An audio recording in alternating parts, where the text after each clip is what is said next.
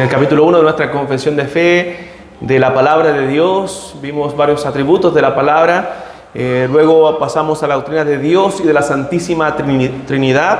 Nosotros hablamos de que tenemos un Dios que es uno en esencia, pero tres en personas, Padre, Hijo y Espíritu Santo, y explicamos la relación que hay en las personas de la Trinidad de Dios. Y ya la semana pasada, con la enseñanza de nuestro hermano Ismael, entramos a un tema bastante profundo, un tema que no es fácil para nosotros enseñar, porque es un tema que hablamos acerca de lo poco que sabemos del decreto de Dios, de lo que nos revela las Escrituras, pero es algo misterioso para nosotros, porque nos habla de la voluntad de Dios y de la voluntad secreta de Dios. Nosotros podemos dividir la voluntad de Dios en la Biblia entre la voluntad secreta y la voluntad revelada. La Escritura nos señala en el libro de Deuteronomio que las cosas secretas pertenecen a Jehová, mas las reveladas son para nosotros.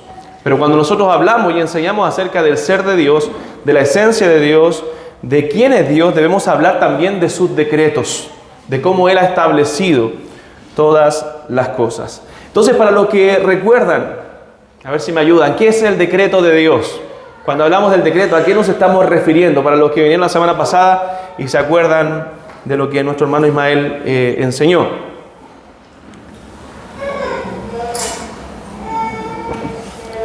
¿A qué nos referimos cuando hablamos del decreto de Dios?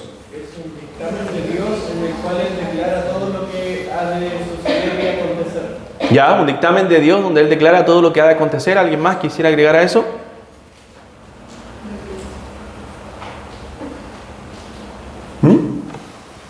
¿Alguna otra definición del decreto?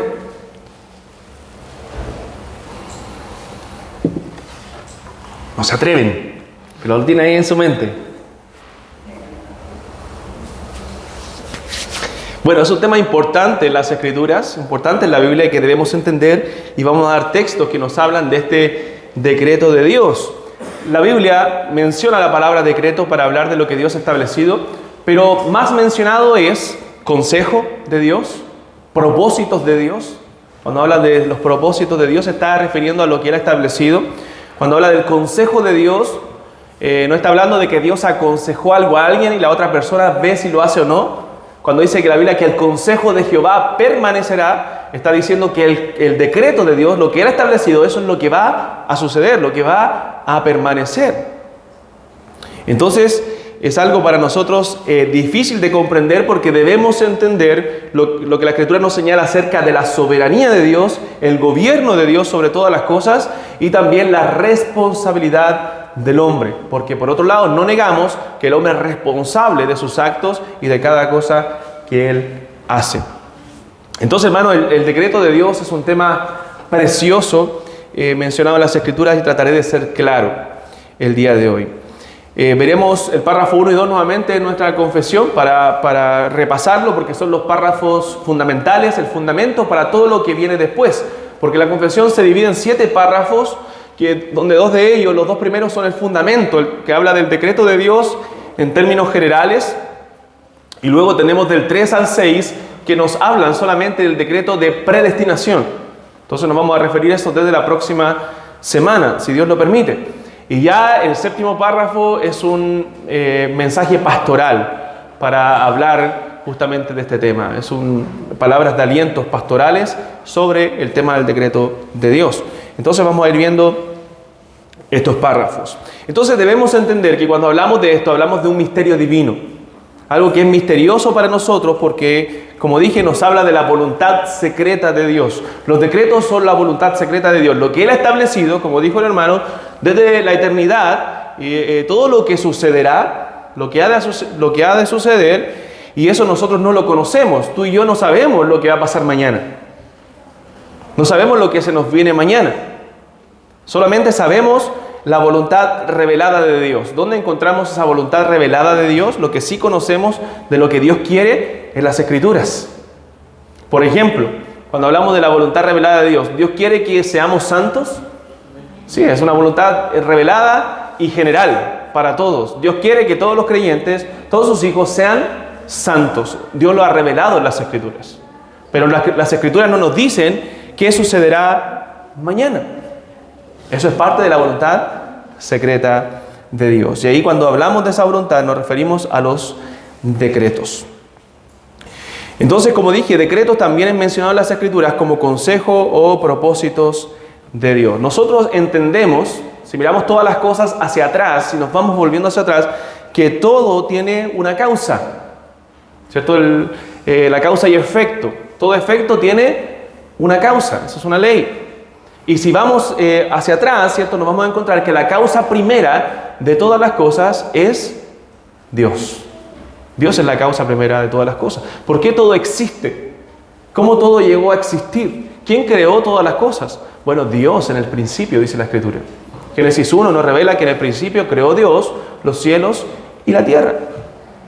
Hebreos capítulo 11, versículo 3, nos dice que por la fe nosotros entendemos haber sido constituido el universo por la palabra de Dios, de modo que lo que se ve fue hecho de lo que no se veía. Entonces, Dios es la causa primera de todas las cosas. Y todo lo que entendemos que no proviene directamente de Dios, bueno, es lo que la confesión, y el hermano Ismael lo explicó la semana pasada, llama las causas segundas o las causas secundarias. Entonces, Dios es el causante de todas las cosas. Todo lo que venga directo de Él es la causa primera, y todo lo que no venga directo de Él es la causa segunda. Entonces, la doctrina del decreto nos responde a preguntas muy importantes, como ¿es Dios un observador de todas las cosas que suceden? ¿O es Dios el autor de todas las cosas que suceden? O más bien el que estableció todas las cosas que suceden. Entonces siempre salen esas preguntas cuando nosotros hablamos del decreto de Dios. Bueno, si Dios estableció todo lo que ha de acontecer, ¿Dios estableció también el pecado? ¿Es Dios el autor del pecado? Entonces hablaremos de esas cosas también durante esta clase.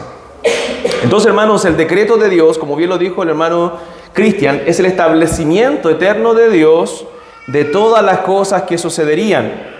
¿Ya? Él estableció todas las cosas que han de suceder en la historia, sin faltar una de ellas. Ahora, estableciendo Él todas las cosas, como también lo señala nuestra confesión, Él no viola la voluntad del hombre. No es determinismo ni fatalismo, no somos robots de Dios. Lo vamos a explicar eso después. Él no viola la voluntad del hombre y tampoco al establecer todas las cosas tiene relación alguna con el pecado. Porque Dios no es el causante del mal, porque la Biblia lo enseña así. Él establece lo que ha de suceder, pero sin violar la voluntad del hombre y sin tener relación alguna con el pecado. Y eso nos hace a nosotros, y vamos a hablar mucho de eso hoy día también, totalmente responsables. Y eso le vamos a dar énfasis también durante esta clase. Porque algunos cuando comienzan a estudiar el decreto de Dios dicen, bueno, entonces, si Dios decretó todas las cosas, todo va a pasar. Los elegidos se van a salvar. Si peco, voy a pecar igual. No, hermano, somos totalmente responsables delante de Dios, a tal punto que la Escritura señala, ¿cómo creerán sin haber que les predique? Los escogidos no van a ser salvos si alguien no les predica el Evangelio. Porque Dios ha establecido, también ha decretado las formas en que van a suceder las cosas, los medios. Y nosotros, como somos responsables delante de Dios, debemos procurar de usar todos los medios que Dios ha dejado para cumplir sus propósitos soberanos, para cumplir su voluntad. Y eso lo hablaremos ya más al final. Versículos que nos hablan del decreto de Dios. Por ejemplo, Job, capítulo 1, versículo 21. ¿Qué dijo Job? Desnudo salí del vientre de mi madre, y desnudo volveré allá. Jehová dio, ¿y qué dice después? Satanás quitó. ¿Qué dice? Jehová quitó. Sea el nombre de Jehová bendito. Dios da, Dios quita. Dios lo establece así, desde la eternidad. Ahora, si uno lee la historia de Job detenidamente, nos vamos a dar cuenta que fue Satanás el que fue a la presencia de Dios y el que le pidió a Dios tocar, ¿cierto? La vida de Job para poder dañarlo de alguna forma. Y fue Satanás el que obró todo eso lo que le sucedió en la vida de Job. Pero ¿qué dice Job? Jehová dio, Jehová quitó. O sea, finalmente, el que permitió detrás de la obra de Satanás lo que ha de suceder en la vida de Job fue Dios. Y Job mismo lo reconoce de esa forma. Dios lo permitió con un propósito, Dios permitió que Satanás obrara la vida de Job para cumplir sus propósitos soberanos, porque él tenía planes más allá de lo que nosotros podemos entender en la vida de Job. Hermanos, el decreto de Dios es consolador para nosotros también en los momentos de aflicción. El entender que Dios está detrás de todo, que Dios está detrás aún de nuestros problemas, de nuestras dificultades. Él está en control de esa situación y que eso no escapa de su mano y que si Él lo permite en nuestra vida es para nuestro bien. Es porque eso de alguna forma nos va a ayudar, a pesar de que nosotros no lo entendemos. Job no entendía lo que le estaba sucediendo. Era difícil poder comprender la situación en que estaba, pero él dijo, Jehová dio, Jehová quitó. Sea el nombre de Dios bendito. Génesis capítulo 50, tenemos la historia de José, donde José, después de todo lo que acontece, después de todo lo que sucede, la venta de sus hermanos a Egipto, a los ismaelitas, y se va a Egipto, estuvo en la cárcel, estuvo en diferentes situaciones difíciles de su vida. Él, cuando ya es primer gobernador en Egipto, se presenta ante sus hermanos, o sus hermanos vienen a él, y él le dice a sus hermanos, cuando ellos estaban temerosos de que José hiciera algo contra ellos, después que se les da a conocer, le dice, vosotros pensasteis mal contra mí, ustedes pensaron mal contra mí, ustedes son responsables de su pecado, de su suciedad, de lo que hicieron, pensaron mal contra mí, mas Dios lo encaminó para bien. Dios lo encaminó para bien, para preservar o mantener vida a mucho pueblo. O sea, todo lo que pasó, sin Dios tener relación con el pecado de los hermanos de José, Dios estaba encaminando, porque Él lo había establecido en sus decretos, un plan mayor, que era preservar vida a mucho pueblo. A través de José, el mundo iba a ser preservado. Imagínense, mire más allá el plan de Dios. A través de José iba a ser preservado Israel, Jacob y sus hijos, dentro de ellos Judá, del cual vendría nuestro Señor Jesucristo. Si Israel y sus hijos hubieran muerto de hambre, entonces otra sería la historia, pero sabemos que no podía ser de otra forma. Dios lo había establecido así. Y Él cumplió, sin violar la voluntad del hombre. Ellos lo hicieron voluntariamente, vendieron a sus hermanos, a su hermano, pecaron, pero Dios estaba estableciendo y cumpliendo sus propósitos soberanos. Preservar vida a mucho pueblo. Y mucho más allá. ¿Se da cuenta que Dios obra en la historia de una forma que nosotros no podemos entender? Y si miramos hacia atrás, en toda la historia de la humanidad, vamos a ver un plan de Dios perfecto que Él estaba construyendo. Uno de los salmos que nos habla claramente del decreto de Dios es el Salmo 139, o un versículo del Salmo 139, versículo 16, donde dice David, mi embrión, ¿recuerdan? Mi embrión vieron tus ojos, y en tu libro, en el decreto de Dios, ¿qué dice? Estaban escritas todas aquellas cosas que fueron luego formadas, sin faltar una de ellas. Eso es el decreto de Dios. Todas las cosas estaban establecidas en tu libro, sin faltar una de ellas. Es increíble, hermano, me encanta ese verso. Y nos habla del decreto de Dios. Mencionó el hermano Ismael la semana pasada, Proverbios capítulo 16, versículo 4. Todas las cosas ha hecho Jehová para sí mismo, y aún al impío para el día malo. O sea, claramente, si le hacemos preguntas al texto, dice el texto que Dios ha hecho aún al impío para el día malo. O sea, el impío está destinado para ese día, para la condenación. Ahora, Dios no es el causante de su condenación. Él es responsable delante de Dios de hacer lo bueno, de buscar al Señor. Pero el impío busca lo malo. Por lo tanto, está preservado para el día malo. Judas capítulo 1, verso 4. Si puede ir buscando, anotando estos textos, son muy importantes y nos habla del decreto de Dios. Judas 1, 4. Nos dice las Escrituras, porque algunos hombres han entrado encubiertamente, los que desde antes habían sido destinados para esta condenación. Hombres impíos que convierten en libertinaje la gracia de nuestro Dios y niegan al Dios, a Dios, el único soberano, y a nuestro Señor. O sea, dice que estos hombres habían sido destinados desde antes para esta condenación. Esta condenación estaba destinada para ellos, pero ellos son hombres impíos, hombres que no quieren buscar a Dios. Se da cuenta que nos habla de la soberanía de Dios al establecer las cosas, pero también de la responsabilidad del hombre al decir estos son hombres impíos que han decidido pecar, han decidido hacer el mal. Por lo tanto, la condenación está destinada para ellos. Entonces vemos el decreto y la responsabilidad del hombre. Dos textos más en Hechos, ambos. Hechos capítulo 2. Este lo mencionó también nuestro hermano Ismael la semana anterior. Versículo 23. Pedro está predicando su mensaje en el día de Pentecostés, este sermón tremendo que él predicó, donde se convirtieron 3,000 personas, y hablando de Cristo, del sacrificio que había él hecho por los hombres, dice a este, hablando de Jesús, entregado. ¿Por qué? Dice, por el determinado consejo. Ahí está el consejo, la palabra consejo es el decreto, de los propósitos de Dios. El determinado consejo y anticipado conocimiento de Dios, prendisteis y matasteis por manos de inicuos crucificándoles. O sea, nuestro Señor Jesucristo, fue entregado por el determinado consejo de Dios. O sea, estaba establecido que así sucediera porque esa muerte iba a traer salvación al mundo. Iba a traer esperanza al mundo. Nuestro Señor Jesucristo iba a morir en la cruz porque así estaba establecido por Dios que Él daría a su propio Hijo para que nosotros fuésemos perdonados. Entonces estaba establecido desde la eternidad. Pero dice el texto, ustedes prendieron y mataron por manos de inicuos. ¿Se da cuenta que Dios no fue culpable de que esos hombres le crucificaran? Esos hombres eran malos por naturaleza y quisieron crucificar negando al Señor. Entonces Dios en su decreto no viola la voluntad del hombre. El hombre es completamente responsable delante de Dios. Tú y yo somos responsables delante de Dios y un día daremos cuenta en el día del juicio final.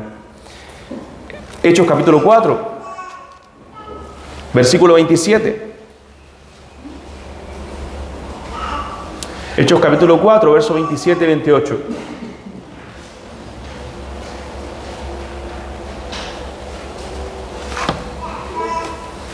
Dice la Escritura: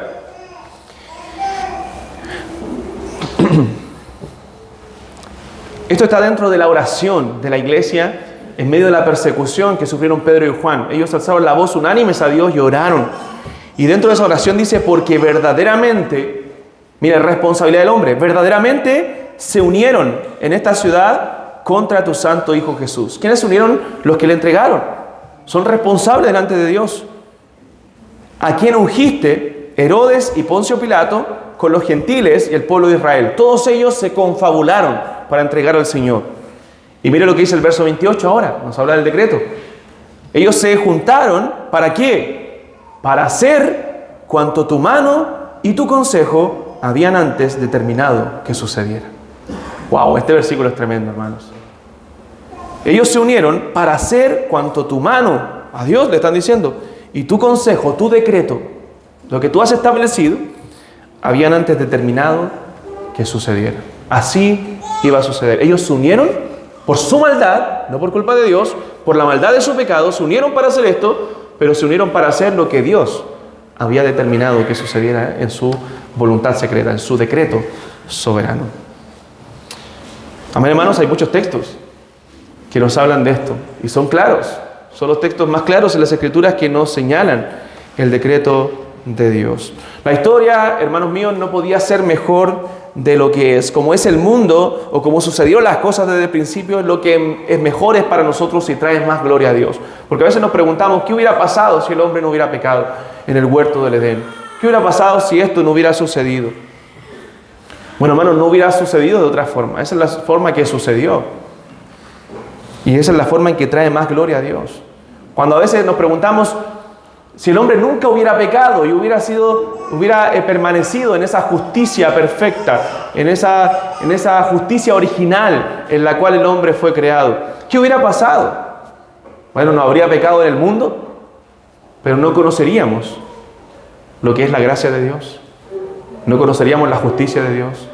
No conoceríamos que Dios condena el pecado. No conoceríamos muchos atributos de Dios y que a través de esta forma en que sucedieron las cosas, sí podemos conocer esos atributos de Dios. La forma en que sucedieron las cosas es la forma que Dios ha establecido, que Dios ha decretado, sin tener ninguna relación con el pecado y sin hacer violencia a la voluntad del hombre. Él establece todas las cosas por un bien mayor, por algo más profundo que nosotros no entendemos. Leamos los dos párrafos de la confesión, los primeros dos párrafos. Dice: Dios, desde la eternidad, por el sapientísimo y santísimo consejo de su voluntad, ha decretado en sí mismo, libre e inalterablemente, todas las cosas, todo lo que sucede. Sin embargo, de tal manera que por ello Dios ni es autor del pecado, ni tiene comunión con nadie en él mismo, ni se hace violencia a la voluntad de la criatura, ni se quita la libertad o contingencia de las causas secundarias, sino más bien las establece, en lo cual se manifiesta su sabiduría en disponer todas las cosas y su poder y fidelidad en llevar a cabo sus decretos. Aunque Dios sabe todo lo que pudiera o puede pasar en todas las condiciones que se pueden suponer, sin embargo, nada ha decretado porque lo previera como futuro o como aquello que había de suceder en dichas condiciones. Es necesario mencionar, hermanos, que no todas las ramas evangélicas cristianas creen o ven de esta forma el decreto de Dios. Eso es necesario mencionarlo. Pero debemos preguntarnos, si yo no creo en el decreto de Dios, tengo dos posibilidades. Si no creo que Dios establece todas las cosas, tengo dos posibilidades. Una es, o Dios simplemente es un observador de todo. Él no ha decretado nada, o no ha decretado todas las cosas, y es un observador de muchas cosas. Y se le escapan esas cosas de su control, se le escapan de su mano, ¿cierto? Dejó que el diablo se metiera, o estaba tan ocupado en algo que el diablo se metió por allá y atacó a ciertas personas y Dios no estaba en control de eso. Puede ser una opción, ¿cierto? Tendríamos que verlo. Yo estoy exagerando, obviamente.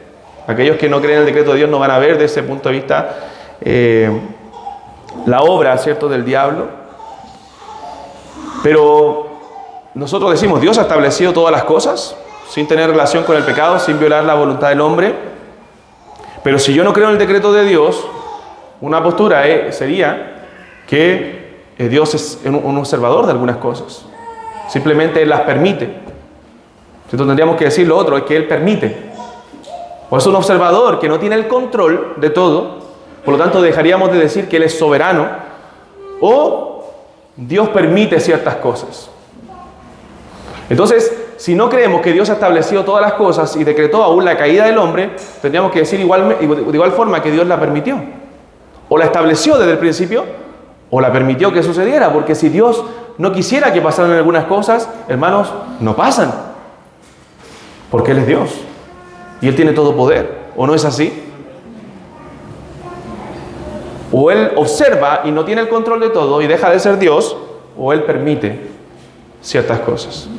Si no creo en el decreto. O la otra opción es creer que Dios estableció todas las cosas y que Él controla todo y algunas cosas las permite sin ser autor del pecado, pero lo hace por un bien mayor.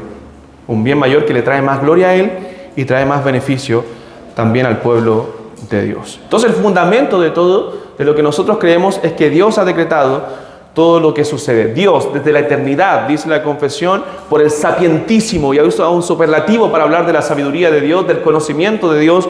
Dios es todo sabio, por su sapientísimo y santísimo consejo de su propia voluntad, ha decretado en sí mismo libre e inalterablemente todas las cosas, todo lo que sucede. O sea, nada escapa del decreto de Dios. Nada de lo que usted se imagine escapa del decreto de Dios. Dios ha establecido todo desde la eternidad. O sea, es la santa voluntad de Dios plasmada en su plan eterno.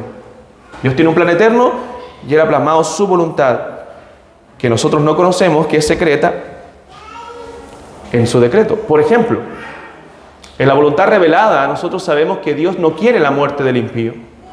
Que la Biblia señala que Dios quiere que todos los hombres sean salvos y vengan al conocimiento de la verdad. Ese es el deseo de Dios en su voluntad revelada. Dios quiere que los hombres sean salvos. Dios quiere que los hombres se arrepientan. Dios quiere que los hombres crean. Pero en sus decretos, en su voluntad secreta, en lo que nosotros no conocemos, sabemos que no va a ser así, porque la Biblia misma lo revela y nosotros hemos visto que hombres no creen al Evangelio.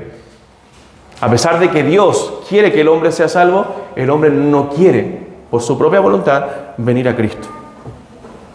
Es por eso que vamos a hablar de lo otro de la próxima semana. Por eso que Dios de la eternidad también ha establecido ha decretado, ¿cierto? Ya predestinado a un pueblo innumerable de toda tribu, pueblo, lengua y nación para ser salvo. Entonces, el decreto es la voluntad de Dios, es lo que Dios que ha querido que acontezca, como leímos la semana pasada en el Salmo 115, Dios todo lo que quiso, dice, ha hecho. Todo lo que quiso, Él lo ha hecho. Es su voluntad y su voluntad es única. Aunque en la Escritura la podemos ver revelada en dos áreas, esa voluntad es una sola voluntad, que la vemos en su voluntad secreta y en su voluntad revelada. Pero lo que dice nuestra confesión es lo que la Escritura señala, obviamente, es que Dios no tiene relación con el pecado. Sin embargo, de tal manera que por ello Dios ni es autor del pecado, ni tiene comunión con nadie en Él mismo. En Él mismo. Entonces Dios no tiene ninguna relación con el pecado. Dice la Biblia que Dios es luz y no hay ningunas tinieblas en Él. Santiago dice, cuando alguno es tentado, no diga que es tentado de parte de Dios, porque Dios no puede ser tentado por el mal, ni Él tienta a nadie. El hombre es responsable. El pecado viene de nuestras propias concupiscencias. Él establece lo que ha de acontecer, pero como dije, sin violar esa voluntad del hombre. El hombre es responsable de su pecado. Entonces, cuando tú peques y falla al Señor, no digas, no, es que esto estaba decretado y así va a suceder. No, no es así. Sino que tú eres responsable de tu pecado. Y ese pecado es por tu falta de comunión con Dios, es por tu falta de amor al Señor. Tú eres responsable. Y tú eres el que debe arrepentirte. Por eso el Señor nos llama al arrepentimiento. Y también debemos saber que las criaturas actúan libre y son responsables de sus actos. Vamos a ver un capítulo más adelante, por ahí cerca del 9, que se llama el libre albedrío. Y vamos a hablar de este tema ya más detalladamente. Pero a veces, cuando se conoce la teología reformada, algunas personas llegan diciendo, no, el hombre no tiene libre albedrío. No, ¿quién dijo eso? El hombre sí tiene libre albedrío y es libre, pero depende de lo que entendamos que es libre albedrío. Porque la Escritura nos señala que el hombre es libre. Si no, tendríamos que decir que el hombre viene a Cristo obligado, a pesar de que no quiere. Y no es así. O el hombre rechaza a Cristo porque Dios le ha hecho que lo rechace. Y no es así. El hombre rechaza a Cristo porque no quiere buscar al Señor, porque no quiere venir a Él. El hombre es responsable. Entonces, cuando hablamos, si nosotros hablamos de libre albedrío, como la facultad que el hombre tiene libre de buscar por sí mismo a Dios y las cosas espirituales, entonces en ese sentido el hombre no tiene libre albedrío. Porque la Biblia nos señala que por el pecado, después de la caída, porque antes de la caída sí lo tenía. El hombre sí podía buscar a Dios si tenía comunión con Dios. Pero después de la caída, el corazón del hombre, dice la Biblia, está inclinado solamente al mal. Solamente al pecado. Entonces, dice la Biblia que el hombre natural no percibe. Miren lo que dice, no percibe las cosas que son del Espíritu de Dios, porque para él son locura y no las puede entender, porque se han de discernir espiritualmente. O sea, el hombre no puede percibir, no puede tener un apego a lo espiritual, a Dios, porque está muerto en delitos y pecados. Porque no hay sensibilidad en él que le lleve a buscar por sí mismo a Dios. Entonces, en ese entendimiento libre albedrío, el hombre no es libre de buscar por sí mismo a Dios, porque está esclavizado, no porque Dios lo haya esclavizado, sino esclavizado en sus propios pecados. En sus propios pecados. Ahora, si entendemos la libre albedrío como la libertad del hombre de elegir, el hombre sí tiene libre albedrío porque el hombre está eligiendo cada día. Aún el hombre sin Cristo. Está eligiendo qué hacer con su vida, qué carrera estudiar, qué trabajo hacer, si levantarse o no levantarse en la mañana, si ir o no al trabajo. El hombre constantemente está decidiendo. Y en su voluntad libre, él también decide no buscar a Dios, porque no hay quien busque a Dios, dice la Biblia, en Romanos capítulo 3. Entonces, ¿es el hombre libre en su actuar? Sí, totalmente. El decreto de Dios, hermanos, no es como algunos los confunden con determinismo. ¿Qué es el determinismo? Es el efecto dominó, ¿cierto? Que dice que el hombre actúa por coerción de las causas. O sea, nosotros tomamos decisiones y las decisiones que tomamos es porque todas las causas, todo lo que sucedió hasta ahora en mi vida me llevó, me obligó, me coercionó a tomar ciertas decisiones. Y tomo esas decisiones porque fui obligado. ¿cierto?, a tomar esas decisiones. Entonces, lo que señalan que el decreto de Dios es determinismo, dicen, Dios estableció todas las cosas y las cosas van a suceder así, por eso el hombre toma esas decisiones. No, el hombre es libre y Dios no viola la voluntad del hombre, por lo tanto, no es determinismo. El hombre no actúa por fuerza, por coacción o coerción. Nadie lo está obligando. El hombre está actuando porque es libre. Y cuando no busca a Dios, no es porque alguien lo presionó a no buscar a Dios, sino porque él simplemente no quiere buscar a Dios. No quiere. Es por eso cuando predicamos el Evangelio llamamos al hombre al arrepentimiento. Es por eso que le decimos, crea en Jesucristo y arrepiéntase de sus pecados para que pueda ser salvo. ¿Por qué? Porque él es responsable. Si no fuera responsable y actuara por coacción, entonces ¿para qué le llamamos al arrepentimiento? Caeríamos en una herejía, en un pecado que se llama hipercalvinismo. Y eso no es lo que la Biblia enseña. Entonces debemos tener claro, hermanos, los conceptos. El hombre no actúa por coerción, sino que el hombre es libre en su actuar. Entonces el determinismo dice que todo lo que hago son puros efectos de causas hacia atrás que sucedieron. Y eso le quita la responsabilidad al hombre. Entonces el hombre no sería responsable de sus actos, sino que lo hace por coacción. Porque hay causas que le llevaron a hacer esas cosas. Tampoco es fatalismo. Tampoco es fatalismo, que es muy parecido al determinismo, pero no es igual. El fatalismo dice y considera que los acontecimientos no se pueden evitar por estar sujetos a una fuerza superior que rige el mundo y que es imposible cambiar el destino. O sea, dice, no, es imposible, las cosas van a suceder de esa forma porque así está destinado. Y el decreto de Dios no es así.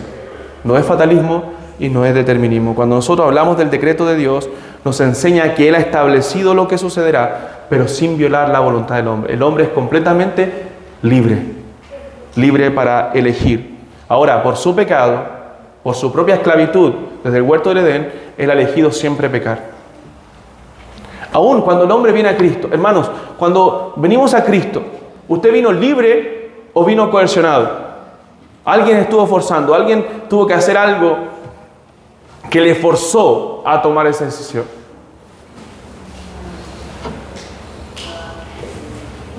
Cri, cri, cri, cri.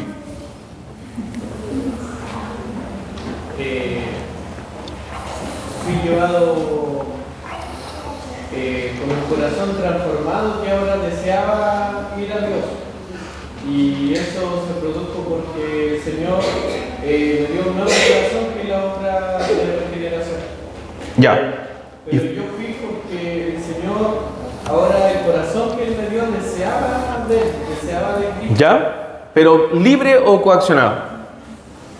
Vino a Cristo. Libre. Libre. Excelente definición, hermano. Muy bien. Vinimos a Cristo, no porque nosotros le buscáramos, eso lo sabemos, sino porque Él obró en nuestra vida y Él cambió nuestro corazón a tal punto que ahora nuestro corazón deseaba a Dios y quería venir libre y voluntariamente a Cristo. Por eso vinimos a Él. Pero no hay coacción de Dios. Si no, Él violaría nuestra voluntad. Nosotros vinimos libres. Yo vine libre. Yo me arrepentí. Yo creí. Pero creí porque Dios abrió mi corazón. Entonces, aún en la salvación no hay coacción. El hombre es libre. Yo vine voluntariamente a Cristo. Yo me arrepentí. Yo creí. Ahora, en mi teología, en lo que leo la Escritura, yo sé que todo eso me lo dio Dios o Dios abrió mi corazón y me habilitó. Yo estaba inhabilitado moralmente. O sea, yo no podía entender las cosas espirituales porque mi pecado no me lo permitía. Pero en el momento que Dios abrió mi corazón en la regeneración para ver el Evangelio, entonces yo pude venir libre y voluntariamente a Cristo porque Él me dio una nueva voluntad. Él cambió mis afectos, mi voluntad, mis emociones, mis pensamientos. Todo cambió en mí para yo venir libre a Cristo en arrepentimiento y fe. Eso es lo que sucedió en la salvación. Entonces, ¿te imaginas? Tú sales a trabajar o no sales a trabajar porque dices todo está determinado por el Señor. Caemos en este determinismo, este fatalismo. Entonces, ¿para qué voy a hacer las cosas? Y caes en la ruina y en el hoyo y de repente te encuentras que no tienes para comer. Bueno, tú eres responsable, hermano.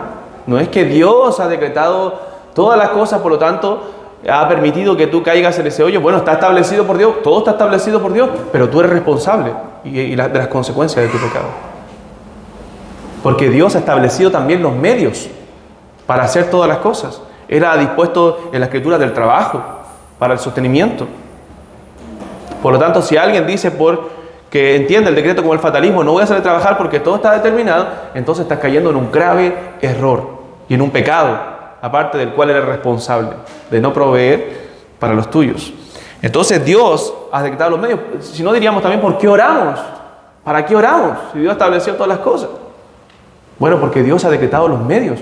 Y los medios para que Dios obre en medio de su pueblo es la oración. Para descansar en su soberanía es la oración. Debemos orar y clamar a Dios. Entonces somos responsables de nuestros actos ante el Dios soberano que determinó todas las cosas. Entonces la comprensión afirma algo que nosotros no podemos entender en nuestra mente finita, porque es parte del Dios infinito. La soberanía de Dios, donde Dios establece todo, pero también que nosotros somos responsables de todo lo que nosotros hacemos. Afirma la libertad del hombre. Entonces el hombre sin Cristo siempre elige y libre, pero nunca escoge a Dios porque su corazón no quiere a Dios, porque su inhabilidad es moral. Hermanos, la inhabilidad del hombre no es natural. O sea, no es que el hombre no pueda arrepentirse porque Dios no se lo permitió. No. Dios no le pediría al hombre algo que no pueda hacer. Dios naturalmente no ha habilitado al hombre. La inhabilidad del hombre es moral. El hombre no puede arrepentirse porque no quiere arrepentirse, porque está inhabilitado moralmente. No hay nada bueno en él que le lleve a buscar a Dios. Ojo, porque a veces tenemos estos conceptos no tan claros y pensamos otra cosa que es hipercalvinismo, y eso es una herejía. Hay que tener mucho cuidado, porque yo he escuchado a muchos que abrazan la teología reformada y dicen, no, es que el hombre no tiene libre albedrío. ¿Quién dijo eso? ¿Quién dijo eso? Si la Escritura lo señala. La Escritura constantemente está llamando al hombre a elegir. Si no, ¿por qué Dios le diría al hombre, Dios manda a todos los hombres en todo lugar a que se arrepientan? Si el hombre no puede naturalmente. El hombre no puede moralmente, porque él no quiere arrepentirse por sus pecados. Está inhabilitado moralmente, no naturalmente. Entonces, hermanos, en el decreto de Dios no actuamos coaccionados, es decir, haciendo algo que no queremos hacer. No es que, como a los que creemos en el decreto de Dios y en la soberanía de Dios, nos señalan una falacia, ¿cierto? Que dice, no, que ustedes creen que Dios escoge a los que incluso no quieren venir y los trae arrastrando a la salvación y los trae hasta aquí aunque no quieren. Y a los que quieren, aunque quisieran, Dios no los escogió, entonces no pueden ser salvos. Eso es una falacia, una mentira. No creemos eso, ni la Escritura enseña eso. Todo hombre que quiere venir a Cristo, dice la Biblia, yo no le echo fuera, dijo el Señor.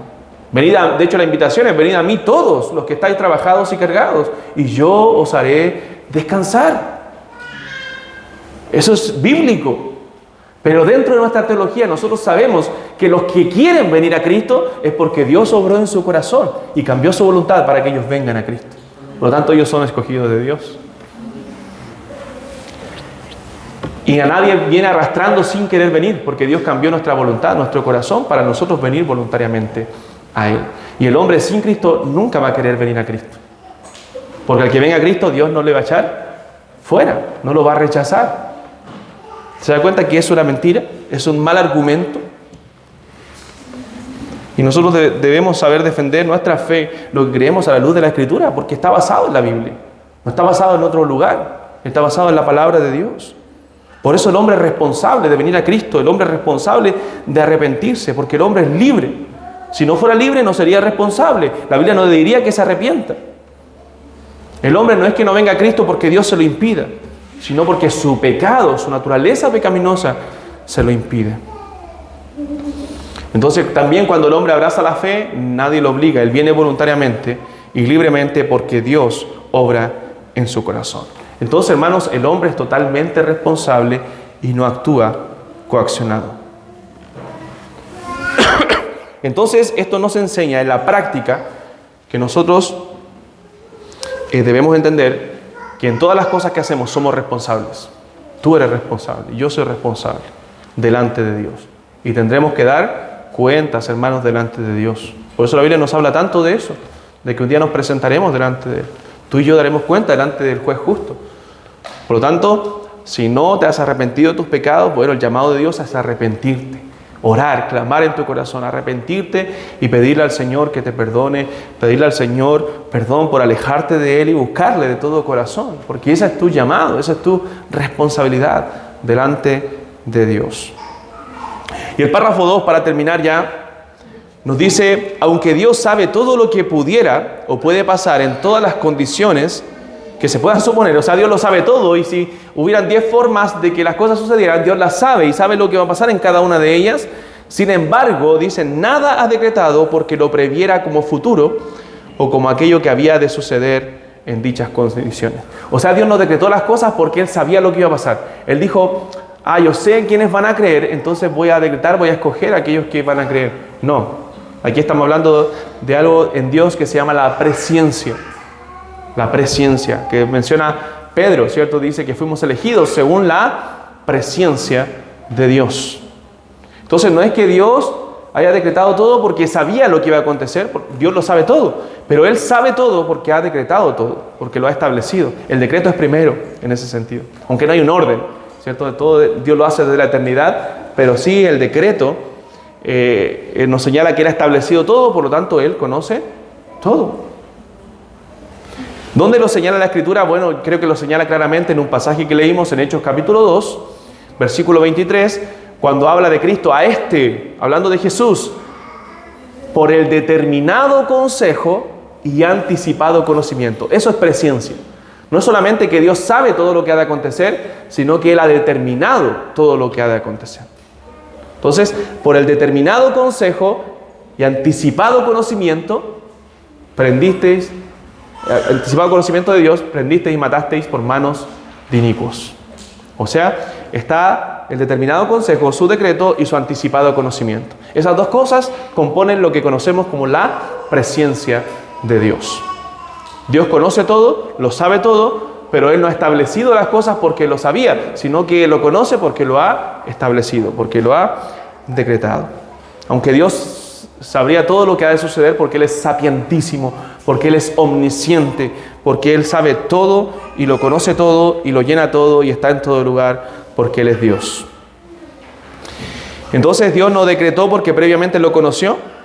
Hay una doctrina ahí que quizás no conocen, pero que está en ciertos medios, que se llama el conocimiento medio. Pero que Él dice que Dios vio todas las formas en que iban a suceder las cosas. Nace el catolicismo romano, ojo, aunque lo han adoptado ciertas corrientes evangélicas, conoce todas las cosas que van a suceder y Él elige la mejor de esas formas en las cuales iban a suceder las cosas. No, dice la Biblia que Dios estableció todas las cosas por el puro afecto de su voluntad y para la alabanza de la gloria de su gracia, como dice Efesios capítulo 1. Entonces, hermanos, Dios, ¿qué significa el decreto de Dios? Y este es el fundamento de lo que vamos a ver a continuación. Dios decretó todas las cosas, estableció todo lo que ha de suceder en la historia sin violar la voluntad del hombre y sin tener ninguna relación con el pecado. Y por esto Él es Dios y a Él sea la gloria por siempre. Porque Él todo lo gobierna, todo lo dirige y nada escapa de su mano y de su control. No hay quien detenga su mano, dijo Nabucodonosor en Daniel capítulo 4, ni le diga, ¿qué haces? Él es Dios. Y esta doctrina nos debe llevar a admirarle más, nos debe llevar a darle más gloria, a darle alabanza por lo que Él es, a pesar de que muchas cosas de estas que nosotros vamos a mencionar durante estos estudios no las comprendamos. Amén. Eso nos habla de su infinitud, de su grandeza y nos habla de lo finito que nosotros somos, de lo limitado que somos en nuestras palabras y en nuestros pensamientos y en lo que conocemos del ser de Dios. Oramos. Bendito Dios, te alabamos por este tiempo de estudio. Gracias, Señor, por tu palabra, porque ella nos aclara muchas verdades.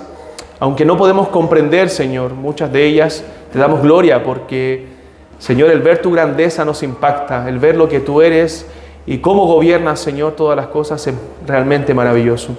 Te alabamos, Dios, te damos gloria y honra en este culto, Señor, junto a mis hermanos. Y pedimos, Señor, que nos des más entendimiento, que nos des sabiduría y que podamos comprender, Señor, tus verdades reveladas en tu palabra. Te damos gloria y honra en Cristo Jesús, nuestro Salvador. Amén. Bien, hermanos, puestos en pie, cantamos.